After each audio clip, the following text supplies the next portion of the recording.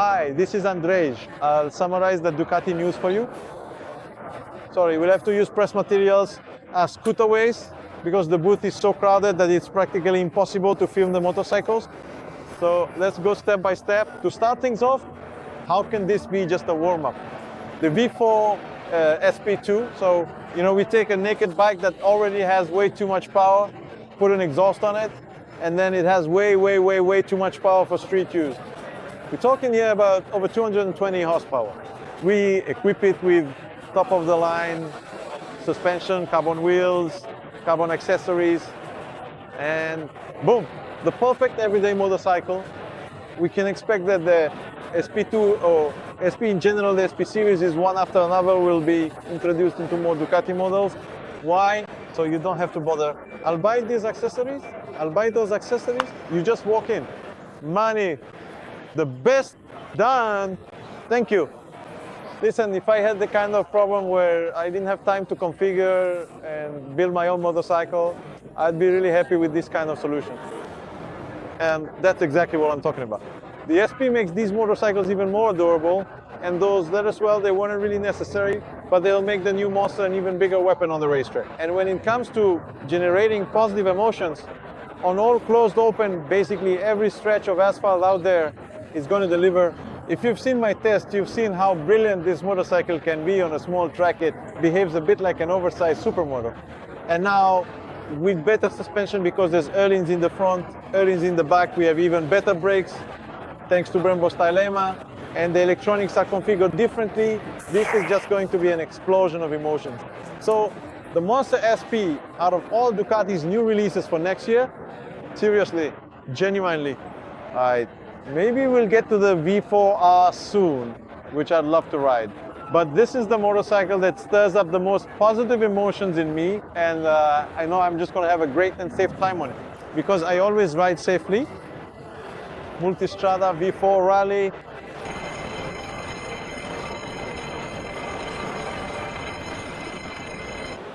All right, there are a few really cool and interesting aspects here. One of them is a system that makes it easier to lift the motorcycle off the side stand. I don't know exactly how it works, but somehow the hydraulics in the semi-active suspension open up in such a way that it's easier to tip the motorcycle over, probably dives a bit. And besides that, when we're riding at low speed and come to a stop, the motorcycle automatically lowers itself. So it's a bit like what Harley-Davidson did in the Pan America, and it turns out to be a brilliant solution for people who aren't very tall. Besides that, there's something that could be a solution to a burning issue, namely the two cylinders that are facing towards us can be deactivated. They shut off at low revs, at idle, when we're standing still, but also during slow riding. When we don't need power, the rear cylinders are disconnected, so they don't heat up, twist the throttle, they kick in, and off you go. All right, I'm really curious to see how that's going to work. And the motorcycle itself, well, it's simply another version of the Multistrada with further improvements. Definitely another hit for Ducati. The Scrambler, or rather the new Scramblers, Icon, Night Shift, and so on. Why? Euro 5 made it necessary, but thanks to that we have a refreshed motorcycle, new gauges, a TFT display, better electronics, an improved engine, and nothing but reasons to be happy. I'm curious how this will continue to impact the Scrambler story, because the Ducati Scrambler was a huge hit.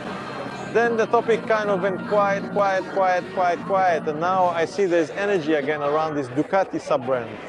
I'm happy to ride them, because I've had many pleasant moments on these Scramblers. There's something important. And now, a motorcycle that I'm afraid of, it's not that I'm afraid to ride it, I'm afraid to judge it because I love the Diavel V2. The Diavel V2, for me, brings back incredible memories. It was one of the first motorcycles I ever tested after moving to Warsaw. Strange, wild things were happening back then, and every new version of the Diavel was a special motorcycle for me, both in terms of the riding experience and the story behind it. Now we're looking at the Diavel V4, and the question is, was the Diavel V4 created because the V4 is really that much better for this type of machine? Or was it created because Ducati is forced by emission standards to make their cruiser with a V4 engine? I hope it's about giving us an even better riding experience. because I see that the X Diavel is still available, meaning the two-cylinder X Diavel version still hasn't disappeared.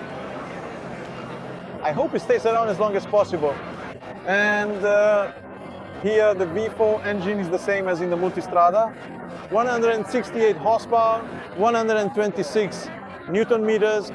The latest electronics package, just like we know from all the top Ducati models, and just like in the Multistrada, built-in navigation. I see there's a cool demo running here. So in the videos and photos, I looked at this motorcycle and thought, okay, I'll be able to make fun of it a bit, that it has a front headlight. I don't want to mention other brands because I don't want to offend anyone. I wanted to laugh at this motorcycle. I wanted to mock it a bit, say it was over the top, but in person, that muscular build is actually impressive. 4 exhausts here. Well, the Diavel is still a Diavel. When it comes to making a wow effect, when I look at it, I just think, wow, how will it ride? Definitely very, very, very sporty. Will I love it as much as the V2? Well, I don't know. That will be a tougher task. The first thing I noticed is actually what I always complained about in the V2, that the gauges were a bit, they just didn't fit a machine as expensive as the Diavel. And here we see a lot of nice touches. The turn signals integrated here, these huge air intakes. Well, it's going to be interesting. I can't wait for the test. I'd like to say that this motorcycle isn't my favorite because, you know, it's like this. I always say that I like those weaker motorcycles. I'm not a fan of over-the-top, overly powerful motorcycles, but still, when you're standing next to the new Panigale V4R, you want to ride it. A motorcycle that, as they claim, can reach 240 horsepower. That, as they claim, part is pretty crucial because those 240 horsepower are only achieved when the racing exhaust system is used. The revs go up to 16,500 RPM, but that doesn't happen in every gear. And a special Shell racing oil is used, which reduces friction and gives you a few extra horsepower. Even with just a standard exhaust, without a special exhaust system, we're still talking about figures around 236, 237 horsepower, which is just absolutely insane. Besides that, the geometry of the motorcycle has been modified with race suspension at the front and especially at the rear, so this bike immediately feels much more aggressive. Thank you, sir, no problem. Early in suspension, but I'm glancing sideways a bit because you can actually install even more expensive suspension here, just as you can fit even pricier calipers, but the electronics are the latest, just like in the new V4S edition. The new Track Evo riding modes allow you to better understand what's happening on the track, to better grasp how the systems, the electronic systems work. Well, this motorcycle is really for two types of customers. One is the collector. You just want to have an R. You want to own the top Panigale. You want a bike that has drilled connecting rods. That's absurd. And the second group is racing teams who simply need bikes for competition. There's no point in hiding it. This motorcycle was created so that it could still compete in the World Superbike Series, because there has to be a production homologated bike that can be sold normally so that later it can be rebuilt for racing. So there are two options. Either you buy it, ride it, enjoy it, put it in a display case, or you buy it and convert it for the track, and then you invest in even more expensive suspension, even more expensive brakes. When it comes to the engine modifications themselves, I'm curious about Derek's opinion from Ducati Torrent, because here we have a different clutch basket. It's lighter, weighted differently, and we have different connecting rods. I'm curious whether these changes will make him think that this motorcycle is a better base for building a race bike than it used to be. And besides that, it's undoubtedly a unique machine with a lot of atmosphere behind it, because what's standing behind me? The motorcycle of the current MotoGP world champion, Pecco Bagnaia. After 15 years, Ducati has once again claimed the championship title, and next to it is Alvaro Bautista's motorcycle Wow It. He still has a few races left, but he will probably seal the title as well.